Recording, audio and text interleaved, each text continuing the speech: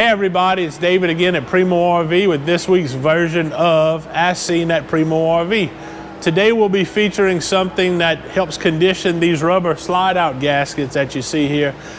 We call these wiper seals. What it does is it wipes any debris off of the side of the slide out when it's going in and out, plus it keeps dust out of the slide out. You do have bulb seals behind here that help seal the slide out, but these are critical to make sure you're not getting leaves, branches, things like that inside, bugs, anything like that. Over time, this is made of rubber. These can break down, okay? They'll start cracking, the ends will start breaking, they'll become brittle if they're untreated. There is a product out there, it's a seal conditioner, and the one that we recommend is Protect-All Slide Out Rubber Seal Treatment and Protectant here.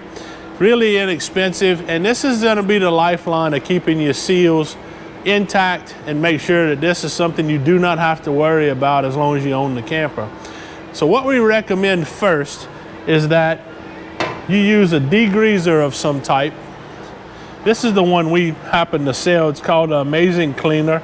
Really popular with our customers. First off, it's biodegradable, it's good for the environment, everything like that. We are campers, we care about nature, so this is something that we highly recommend. Anyway, you spray it on, make sure that there's no debris on the seal itself. So spray on, wipe off, make sure the seal is good and clean, as you can see here. And then this can is pretty easy because it's a foam. Give it a shake, and you'll want to spray it on just like this. Cover the entire seal, just like I'm doing here. And then just use a cloth. You can wipe off any overspray if you'd like. It's not gonna hurt if you leave it on. So just to let you know, this is not a dangerous chemical or anything, but you wanna let this foam stay on, do exactly what it's doing, okay?